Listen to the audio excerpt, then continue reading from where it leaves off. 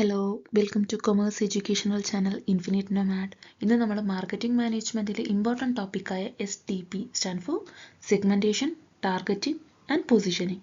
So STPനെ കുറിച്ചിട്ടാണ് ഇന്നത്തെ വീഡിയോ ക്ലാസ്. എന്താണ് മാർക്കറ്റ് സെഗ്മെൻറ്റേഷൻ എന്ന് നോക്കാം. Breaking the big market into small group based on similar needs. ഇവിടെ ഒരു എക്സാമ്പിൾ കൊടുത്തിട്ടുണ്ട്. ഷാംപൂ കമ്പനിയാണ് നമ്മൾ എക്സാമ്പിളായിട്ട് എടുത്തിരിക്കുന്നത്. സോ ഇവിടെ കമ്പനി എന്താ ചെയ്യുന്നത് പറഞ്ഞു വെച്ചാൽ ഒരു വലിയ മാർക്കറ്റിനെ ഗ്രൂപ്പുകളായിട്ട് ഡിവൈഡ് ചെയ്യുകയാണ്. എങ്ങനെ ഗ്രൂപ്പ് ചെയ്യുന്നത് എന്ന് പറയുമ്പോൾ സിമിലർ നേച്ചറിൻ്റെ ബേസിസിൽ. ഇവിടെ നോക്കോളൂ, കമ്പനി ഇവിടെ ഗ്രൂപ്പായിട്ട് ഡിവൈഡ് ചെയ്യുന്നത് children, men, women, people with dandruff, people with dry hair, ഈ രീതിയിലാണ്. This division is called market segmentation. So ഇവിടെ ഗ്രൂപ്പ് ചെയ്യുന്നുണ്ടല്ലോ, ഈ ഓരോ ഗ്രൂപ്പും ഓരോ സെഗ്മെൻ്റ് ആണ്. സെഗ്മെൻറ്റേഷൻ എന്നുകൊണ്ട് ഉദ്ദേശിക്കുന്നത് ഡിവൈഡിങ് ദ മാർക്കറ്റ്, അത്രയേ ഉള്ളൂ. നെക്സ്റ്റ് എന്താണ് ടാർഗറ്റിംഗ് എന്ന് നോക്കാം. Selecting one specific group to focus on. ഇവിടെ എന്താ പറയുന്നത് വെച്ചാൽ നമ്മൾ ഒരു ഗ്രൂപ്പിനെ ചൂസ് ചെയ്യുകയാണ്. ഓൾറെഡി സെഗ്മെൻറ്റേഷനിൽ നമ്മൾ ഡിസ്കസ് ചെയ്തു. എന്താണ് സെഗ്മെൻറ്റേഷൻ എന്ന് പറഞ്ഞു വെച്ചാൽ ഒരു മാർക്കറ്റിനെ സിമിലർ നേച്ചറിൻ്റെ ബേസിസിൽ നമ്മൾ ഗ്രൂപ്പുകളായിട്ട് ഡിവൈഡ് ചെയ്യുന്നുണ്ടെന്ന്. ടാർഗറ്റിങ്ങിൽ ആ ഗ്രൂപ്പുകളിൽ നിന്നും ഒരെണ്ണം നമ്മൾ സെലക്ട് ചെയ്യുകയാണ് ചെയ്യുന്നത്. സോ ചൂസിങ് വൺ ഗ്രൂപ്പ് എന്നുള്ളതാണ് ടാർഗറ്റിംഗ് എന്നുള്ളത് കൊണ്ട് ഉദ്ദേശിക്കുന്നത്. സോ ഒരു എക്സാമ്പിൾ നമുക്ക് നോക്കാം. ഓൾറെഡി സെഗ്മെൻറ്റേഷനിൽ നമ്മൾ പറഞ്ഞ ഷാംപൂ കമ്പനിയുടെ എക്സാമ്പിൾ തന്നെയാണ് ഇവിടെയും കൊടുത്തിരിക്കുന്നത്. We will focus on people who have dandruff problem. This step is called targeting.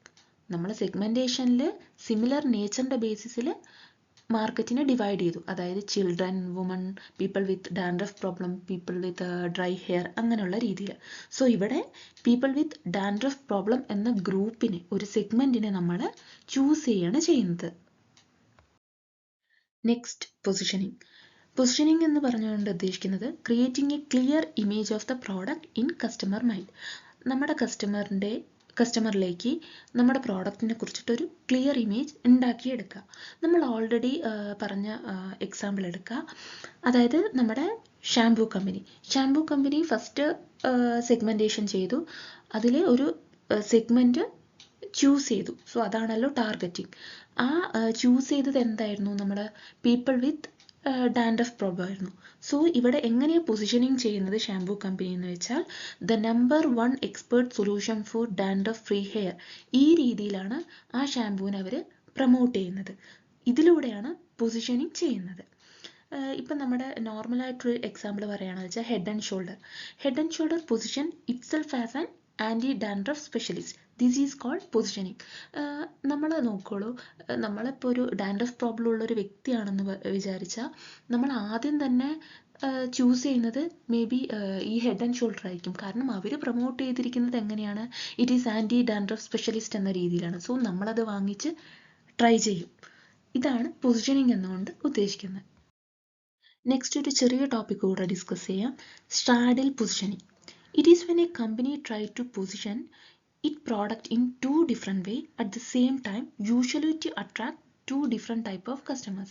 രണ്ട് തരം കസ്റ്റമേഴ്സിനെ, അതായത് രണ്ട് ഗ്രൂപ്പ് ഓഫ് കസ്റ്റമേഴ്സിനെ അട്രാക്റ്റ് ചെയ്യാൻ വേണ്ടിയിട്ട് നമ്മുടെ പ്രോഡക്റ്റ് രണ്ട് ഡിഫറെൻറ്റ് വേയിൽ സെയിം ടൈം പൊസിഷൻ ചെയ്യുന്നതിനെയാണ് സ്ട്രാഡിൽ പൊസിഷനിങ് കൊണ്ട് ഉദ്ദേശിക്കുന്നത്. ഒരു എക്സാമ്പിൾ നോക്കോളൂ. നമ്മുടെ ഇവിടെ ടൊയോട്ട അഫോർഡബിൾ കാറുകളാണ്, സ്മോൾ ഫാമിലി കാർസും സെല്ല് ചെയ്യുന്നുണ്ട്, ലക്ഷറി കാർസും സെല്ല് ചെയ്യുന്നുണ്ട്. പക്ഷേ ലക്ഷറി കാർസ് സെല്ല് ചെയ്യുന്നത് ലെക്സസ് എന്ന രീതിയിലാണ്. ലെക്സസ് എന്ന ബ്രാൻഡിൻ്റെ കീഴിലാണ് ലക്ഷറി കാർ സെല്ല് ചെയ്യുന്നത്. ഇപ്പം നോക്കോളൂ, now imagine if Toyota try to sell the same brand Toyota as low cost budget car, a high end luxury car. ഇവിടെ ഈ അഫോർഡബിൾ കാറും ലക്ഷറി കാറും ടൊയോട്ട എന്നുകൊണ്ട് ഈ ഒറ്റ പേരിലാണ് നമ്മൾ സെല്ല് ചെയ്യുന്നതെങ്കിൽ കസ്റ്റമേഴ്സിന് കൺഫ്യൂഷൻ ഉണ്ടാവാൻ ചാൻസ് ഉണ്ട്. സോ ഇങ്ങനെ സെല്ല് ചെയ്യുന്നതോടെ സ്ട്രാഡിൽ പൊസിഷനിങ് ആണ് ഉദ്ദേശിക്കുന്നത്. പക്ഷേ അതൊരു സിംഗിൾ ബ്രാൻഡ് നെയിമിൽ സെല്ല് ചെയ്യുകയാണെങ്കിൽ കസ്റ്റമേഴ്സിൽ കൺഫ്യൂഷൻ ഉണ്ടാവും. അതായത് ടൊയോട്ട എന്ന് പറയുന്നത് ഒരു മാസ് മാർക്കറ്റ് ബ്രാൻഡാണോ അതോ ലക്ഷറി ബ്രാൻഡാണോ എന്നുള്ളൊരു കൺഫ്യൂഷൻ വരും. സോ ഈ സ്ട്രാഡൽ പൊസിഷനിങ്ങിൻ്റെ ഒരു മെയിൻ ഡിസഡ്വാൻറ്റേജ് എന്ന് പറയുന്നത് which may confuse customer or weaken brand identity. എല്ലാവർക്കും മനസ്സിലായെന്ന് വിചാരിക്കുന്നു.